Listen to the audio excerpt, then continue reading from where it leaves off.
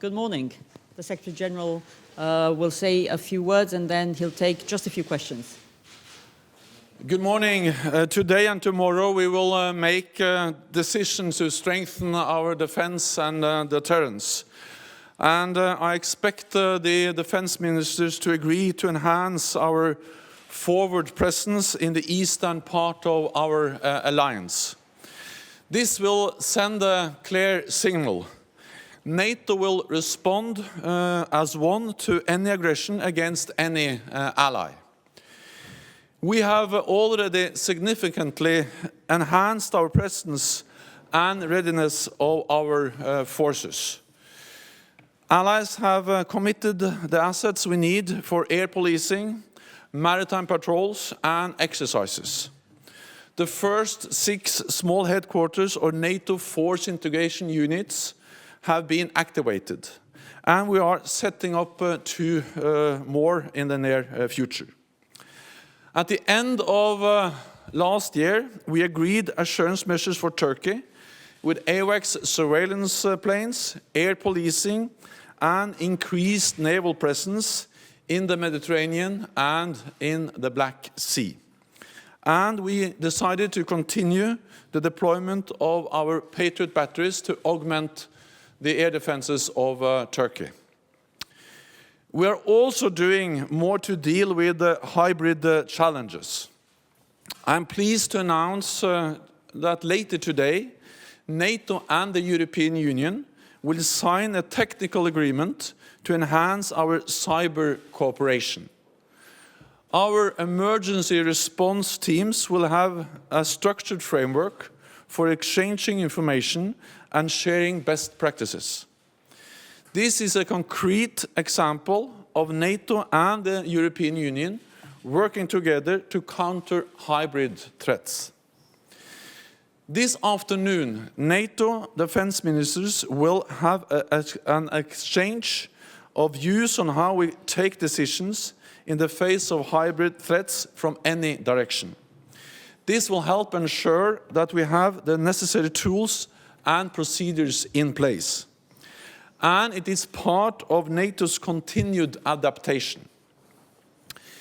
We will also take steps to increase the resilience of our alliance in terms of food and energy supplies and transportation and communications networks.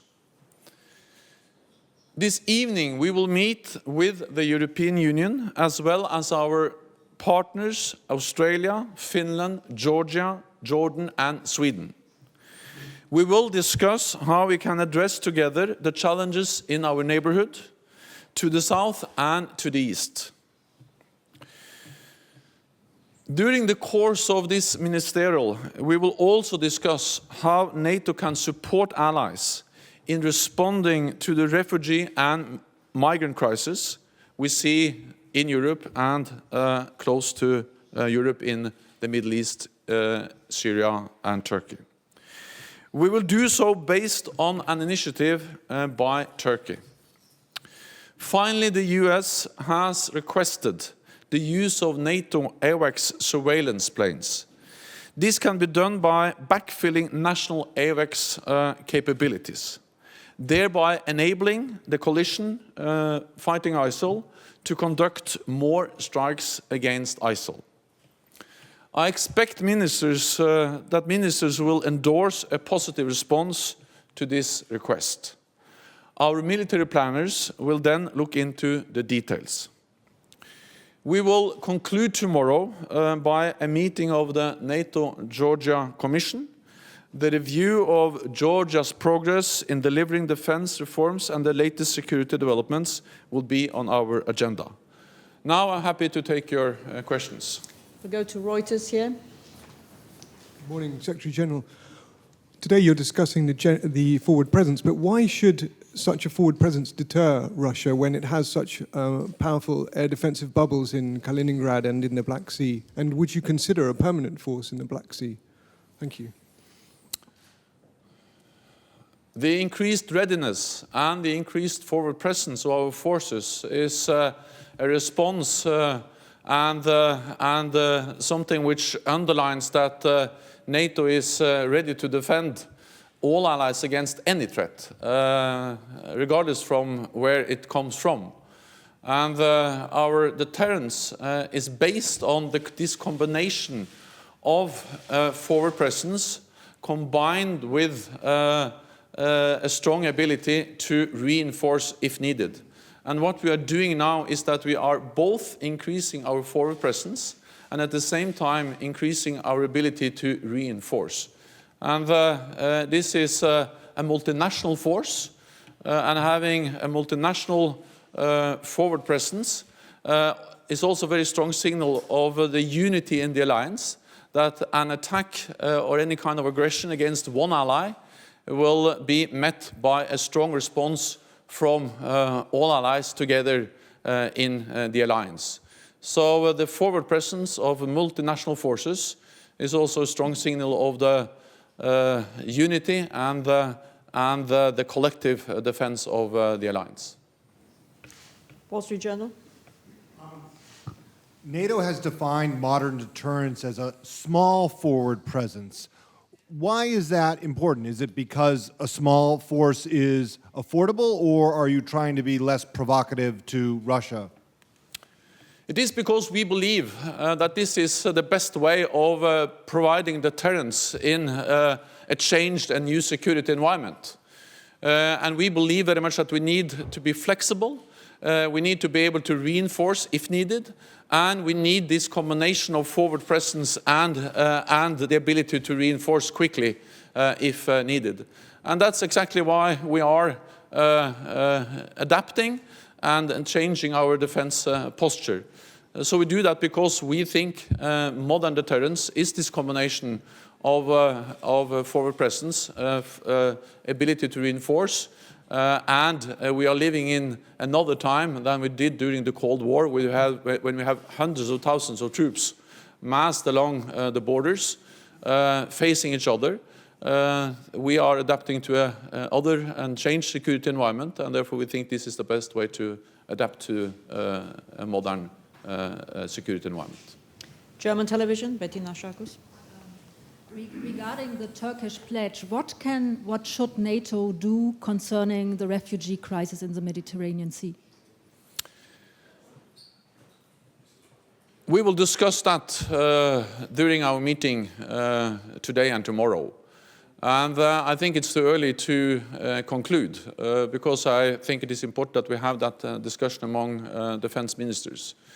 But we all understand the concern, and we all see the human tragedy and all the challenges which are connected to the migrant and refugee crisis, which we have seen for many years in the Middle East, but which has now also become a great challenge for Europe. So, of course, when ally Turkey and also other allies raise the question about what NATO can do to help them to manage this refugee and migrant crisis, of course we will look very seriously into the request and then discuss how we can follow up and what NATO can do. Deutsche Welle.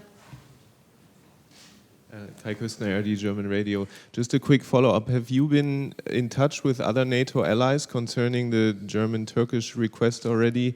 And in case there is a decision, is it more likely to be a reconnaissance mission by air or by sea to fight the people smugglers there? There has been already different kinds of contacts and consultations, but we will have a discussion among 28 allies later on. And the questions you ask about maritime capabilities or air surveillance and other kinds of capabilities that NATO possess are very relevant questions. But I will not answer those questions now, because that's exactly those issues which we are going to look into, to discuss, and then find out how and if NATO is going to provide some of these assets or some of these capabilities to help cope with the migrant and refugee crisis and to fight the smugglers. One last question, Imedi. Georgian TV company Rustavi 2 about Black Sea security strategy. Also, Romania calls for permanent NATO Black Sea forces. Is it possible to involve Georgia in this strategy, and how is it possible if yes? Thanks. So NATO has already increased our naval presence in the Black Sea, and we are following very closely the developments in the Black Sea. We have increased our naval presence, but we also have AWACS surveillance planes surveilling and being present in Romania, in Bulgaria, and close to the Black Sea, also in Turkey.